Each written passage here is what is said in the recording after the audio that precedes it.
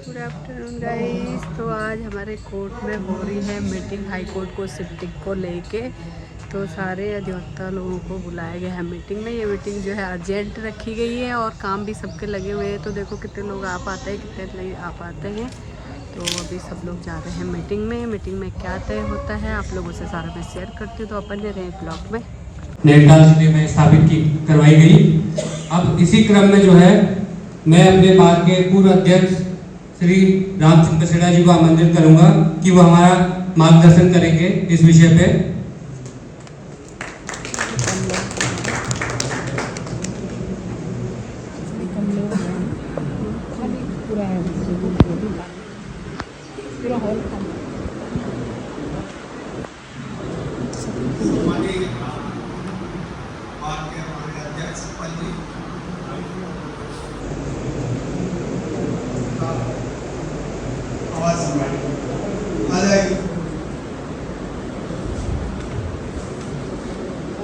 सभी पदाधिकारीगण तथा इसका संचालन कर रहे हमारे सचिव जी,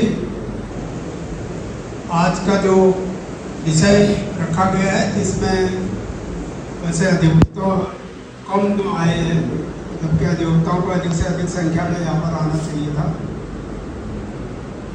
जो विषय जो है बहुत महत्वपूर्ण विषय इसको रखा गया है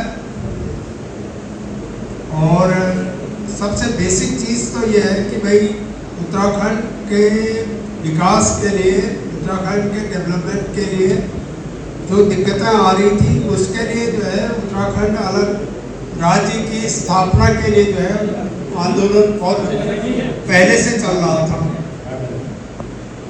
तो आंदोलन तो स्टार्टिंग शुरू से ही चल रहा था, देश के आज़ादी के समय से ही। यहाँ पर कॉमरेड पीसी जोशी थे, सीपीआई के महामंत्री, उनके नेतृत्व में भी आंदोलन चला। तो कई मुख्य बात ये थी कि भाई यहाँ का डेवलपमेंट विकास जो है किस तरह से होगा, यह इसका संतुलन कैसे बनाया जाए। उत्तर प्रदेश में जो दिक्कतें पर्वतीय क्षेत्र के लोगों को आती है, ये मुख्य विषय था।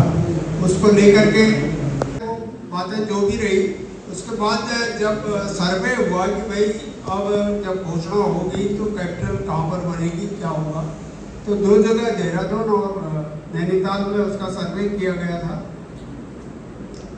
उसमें योगेंद्र कुमार उत्तर प्रदेश के चीफ सेक्रेटरी थे, उनके दिशा निर्देशन पर जो है उसमें सर्वे किया गया था। और ये किया गया था कि यहाँ हल्द्वानी में भी पूरा सर्वे हो। देहरादून तो पहले से आप वहाँ देखेंगे तो सारे कितने इंस्टीट्यूशंस और कॉलेजेस हैं, तो उससे जो है संतुलन नहीं बैठ रहा था। तो जिसमें फिर ये मांग अधिवक्ताओं के द्वारा रखी गई कि भाई अब राजधानी अगर वहाँ देते हैं तो कम से कम हाईकोर्ट जो है वो कुमाऊं में दिया जाए। तो इसी सिलसिले में जो है पूरे जो अभी हमारे तिवारी जी ने बताया कि उसकी रूपरेखा बनाई गई कि भाई इसके लिए जो अब लड़ाई लड़नी पड़ेगी। क्योंकि जो वरिष्ठ अधिवक्ता जो इलाहाबाद में थे, ये भी बात आ रही थी कि भाई यहाँ पर इलाहाबाद में ही एक स्थान पर जो है एक बेंच इसकी स्थापित कर दी जाए, यहीं से जो है फिलहाल काम जो है इसकी देखरेख होगी। तो उससे और रिजल्ट हुआ। तो विशेषकर कुमाऊं के जो अधिवक्ता थे, अधिवक्ता समाज में जो है काफ़ी रिजल्ट हुआ। तो उसमें हम लोगों ने भी, अब जैसा कि आप मानते हैं, हल्द्वानी बार जो है बहुत पहले से ही जो है बहुत इम्पोर्टेंट बार और सक्रिय बार रही है कुमाऊं की। तो उसमें काफ़ी सक्रियता उसमें दिखाई गई थी हम लोगों के द्वारा। और डिस्ट्रिक्ट बार में उसमें महनपाल जी तो पहले पूर्व ही जाएंगी, पूरा धन से जो है इसके लिए सेक्रीफाइस करने के लिए आप लोग जो है पूरा तैयार रहना चाहिए। तो मेरा अंत में यही है कि भाई प्रस्ताव जब आप बनाए तो उसमें और बातें हल्द्वानी होना चाहिए, रामनगर होना चाहिए, नथिंग। आप जो है नैनीताल जिले से बाहर न जाए, ये शब्द उसमें डाल दीजिए। किसी भी कीमत पर जो है न अधिवक्ता और न जनता आपस में डालिए। भाई हमारी जनता से भी बात हुई, जनता में भी बहुत अति आक्रोश है इस बात को लेकर के, जिस तरह से जो है विभाजन की और उसकी बातें आ रही है। कुमाऊं और गढ़वाल को डिवाइड करने की और विकास को असंतुलित करने की, ये किसी कीमत पर भी जो है कुमाऊं के अधिवक्ता और जनता जो है इसको बर्दाश्त नहीं करेगी और हाईकोर्ट को जो है यहाँ ही रहेगी और उसमें अगर कोई और बात वो होगी तो उसके संघर्ष के लिए जो है हम पूर्ण रूप से तैयार रहेंगे। इन्हीं शब्दों के साथ में मैं अपनी बात को विराम देते हुए जय हिंद।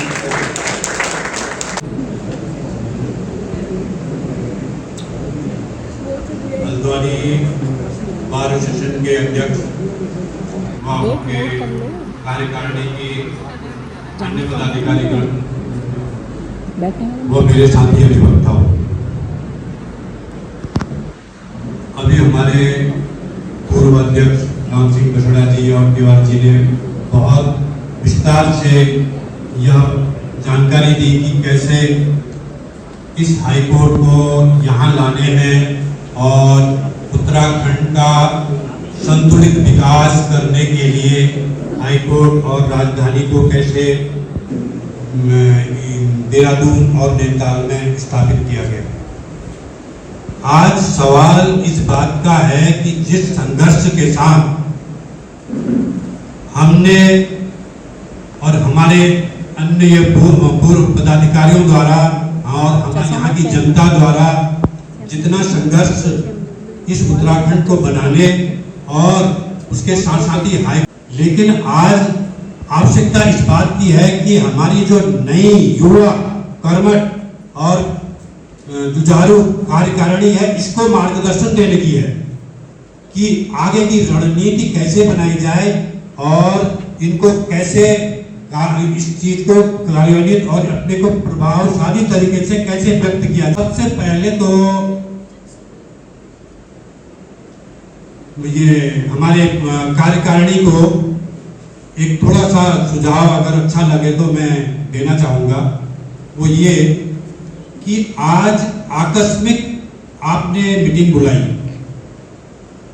जबकि ये हमें जानकारी हो गई थी 3-4 दिन पहले, जिस दिन जो है ये मौखिक आदेश हुआ और जिस दिन रिजल्ट हुआ। आपको कोई बात नहीं, अभी कोई बात नहीं, अभी तो आपने थोड़ा सेटअप भी बना रहे हैं आप और बहुत अच्छा काम कर रहे हैं और बहुत ही सुलझे हुए तरीके से हर कदम उठा रहे हैं। लेकिन मेरा अनुरोध है, ये एक बहुत महत्वपूर्ण बात है, ये एक बहुत महत्वपूर्ण घटना है। इससे न केवल अधिवक्ता वरन पूरा उत्तराखंड प्रभावित होने वाला है। यहाँ का चौमुखी विकास जो है इससे रुकने वाला है और विशेषकर कुमाऊं की जनता, कुमाऊं के वादकारी, कुमाऊं के अधिवक्ता इससे प्रभावित होने वाले हैं। इसलिए इस मामले को इतना आसान और इतना लाइटली न लिया जाए।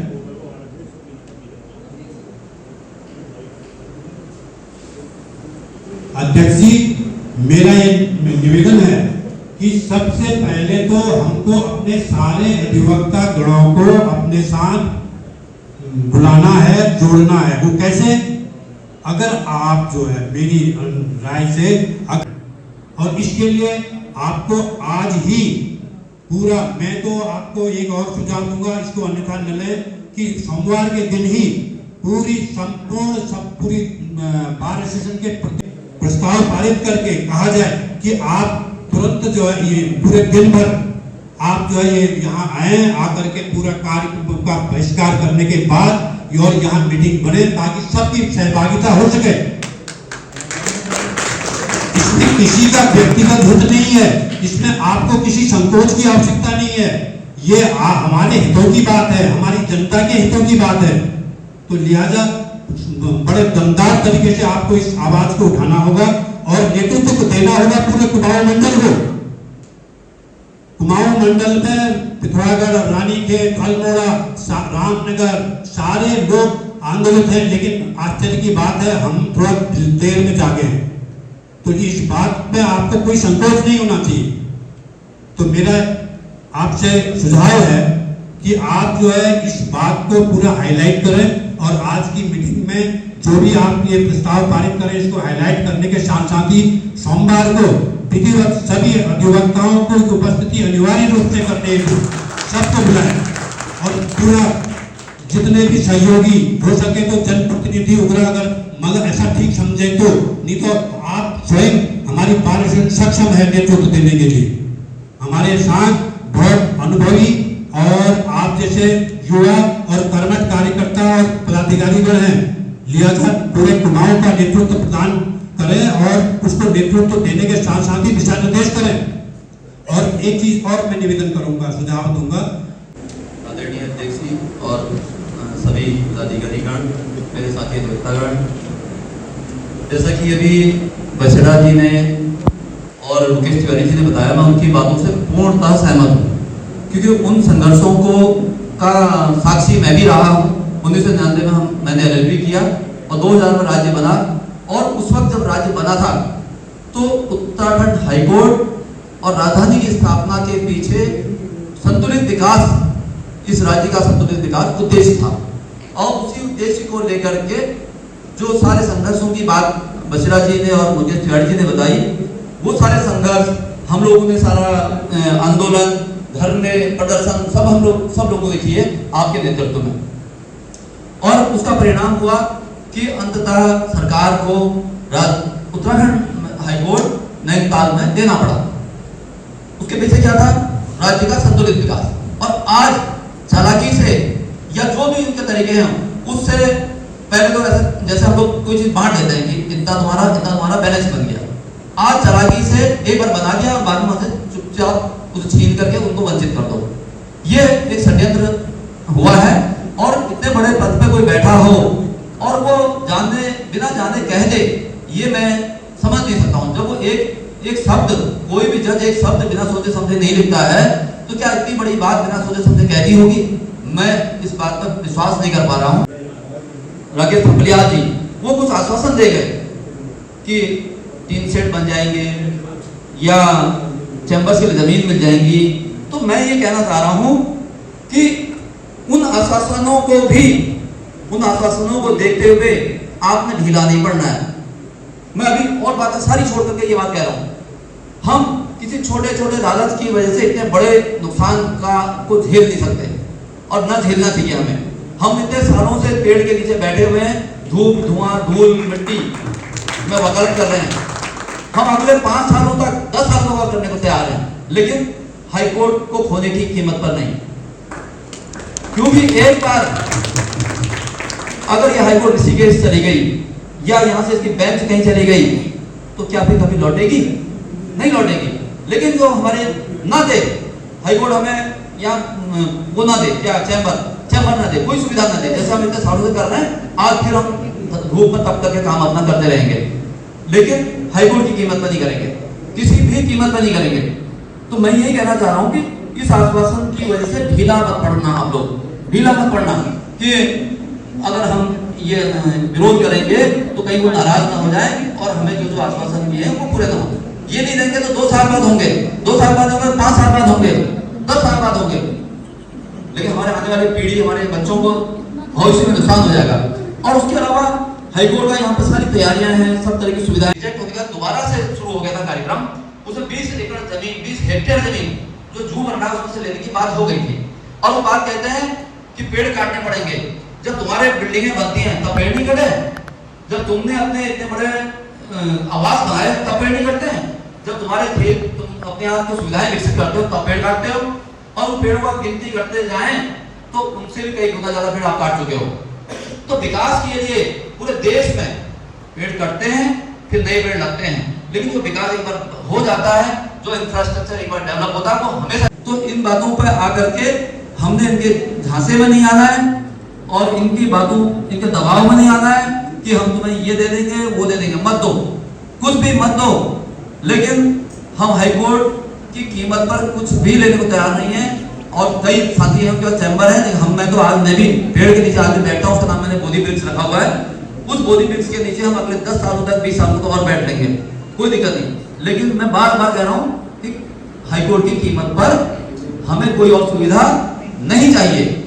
तो मैं सभी लोगों से मेरा यही निवेदन है, से यही निवेदन है कि घबराने की जरूरत नहीं है। आपके साथ सारे अधिवक्तागण हैं और हमारे सारे बच्चों को, हमारे जो नए पीढ़ी के बच्चे हैं, उनका जो विकास की बात थी उनका भविष्य वो हाईकोर्ट आने से, हाईकोर्ट में एक शॉर्ट में बताता हूँ कि हाईकोर्ट आ जाएगी तो कई बच्चे ऐसे हैं हमारे यहाँ पर जिनमें हाईकोर्ट में काम करने की बड़ी योग्यता है। कई हाईकोर्ट में काम कर रहे होंगे मजबूरी में वहां, तो उनमें कई ऐसे बच्चे हैं जो लोअर कोर्ट में काम करने की बहुत अच्छी योग्यता रखते हैं, लेकिन मजबूरी बस जो कई लोग हाईकोर्ट नहीं जा सकते वो यहाँ काम करने को मजबूर है। जिसकी जहां योग्यता है वो उस योग्यता के अनुसार तब काम कर सकेगा। आज मजबूरी में काम कर रहा है, मान लो कई बच्चे यहाँ पे हैं जो हाईकोर्ट में अच्छा काम कर सकते हैं, लेकिन उनके पास कई दिक्कतें हैं, हाईकोर्ट नहीं जा सकते। तो हमारे कई प्रकार से आर्थिकी के हिसाब से भी, क्षेत्र के विकास के हिसाब से भी हर प्रकार से हाईकोर्ट का नैनीताल जिले में या हल्द्वानी गौरापार क्षेत्र में होना अत्यंत जरूरी है।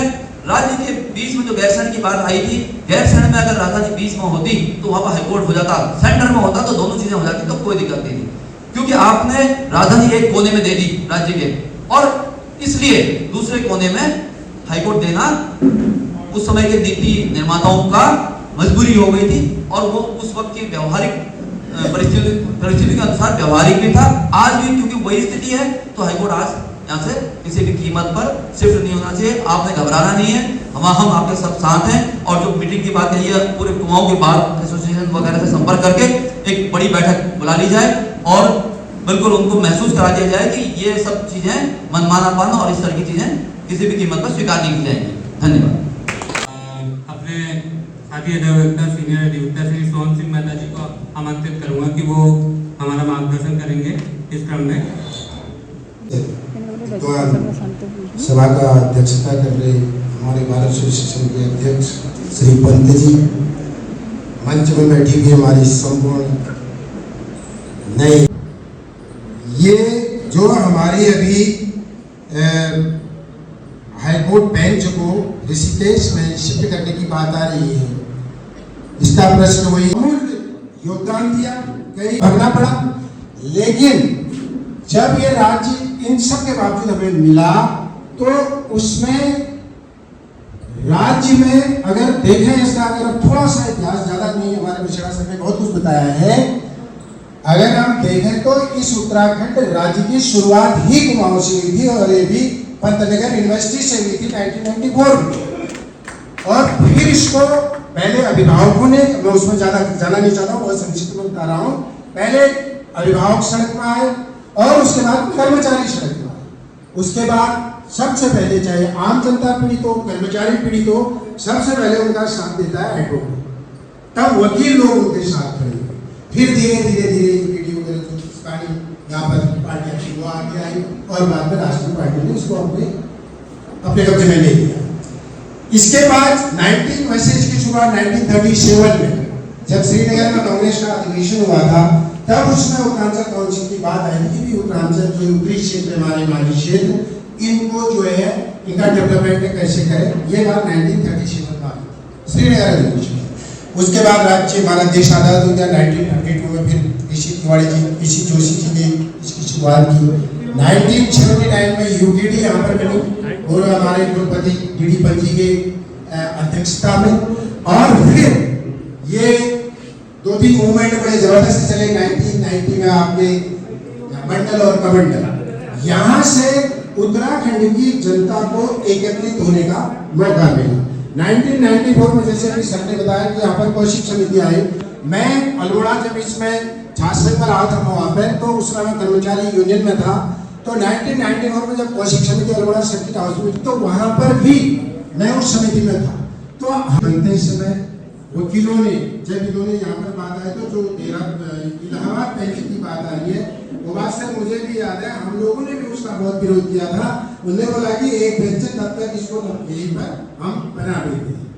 तो गाइस अभी हमारी मीटिंग चली रही थी, तो मुझे थोड़ा टाइमली जाना था, कुछ अर्जेंट था, घर जाना था टाइमली, तो मैं आ गई हूँ। बट जैसे हम नीचे उतरे तो देखा पूरे हमारी जो कोर्ट परिसर है वहाँ पे पूरी पुलिस फोर्स लगी हुई थी, बहुत ज़्यादा भीड़ भाड़ हो रही है और समझ में नहीं आ रहा मैटर क्या चल रहा है, क्योंकि मुझे भी जल्दी आना था, तो मैंने पता तो किया था ये भीड़ भाड़ क्यों हो रही है, तो कुछ समझ नहीं आया, क्योंकि थोड़ी देर के लिए गेट भी बंद हो चुका था। तो अभी ये चीज़ समझ में नहीं आई। अभी भी देखिए सारी गाड़ियाँ जा रही हैं पुलिस की, तो हमें तो ये लगा हो सकता है कि रिमांड का कुछ रहा होगा, कहीं कोई रिमांड से बंदी गृह से तो नहीं भाग गया है। बट वो चीज़ भी नहीं लग रही है। और काफ़ी सारे लोग आए हुए हैं, मोमडन्स लोग भी दिख रहे थे बहुत। अब देखो क्या चक्कर है, कुछ समझ में नहीं आया, बाद में ही पता चलेगा क्या हुआ थोड़ी देर में। तो गाइस जब पता चलेगा थोड़ी देर में कॉल करके पूछूंगी कोर्ट में क्या मामला था, क्योंकि बहुत सारे बनबुरपुला के लोग भी दिख रहे थे काफ़ी, बहुत मतलब आज जुम्मा है तो मुझे ये लग रहा है कि लोग नमाज पढ़ के आए थे और बहुत सारे लोग इकट्ठे हुए थे। क्या मामला है ये मुझे भी पता नहीं है, और एक दो लोगों से मैंने पूछा भी तो अभी किसी को भी पता नहीं था क्या हो रहा है। तो मैंने फिर गेट खुलवाया है बाहर आने के लिए, अपना गेट बंद हो चुका था तो पता नहीं क्या हुआ। तो अब दोस्तों मैं तो कर रही हूँ आज का ब्लॉग यहीं पर एंड, मिलते हैं बहुत जल्दी एक न्यू ब्लॉग के साथ में। तब तक बने रहे आप मेरे ब्लॉग में, और अगर आपको मेरे ब्लॉग अच्छे लगते हैं तो लाइक करें, सब्सक्राइब करें, कमेंट करें और दोस्तों में शेयर करें। मिलते हैं बहुत जल्दी एक न्यू ब्लॉग के साथ, तब तक के लिए बाय।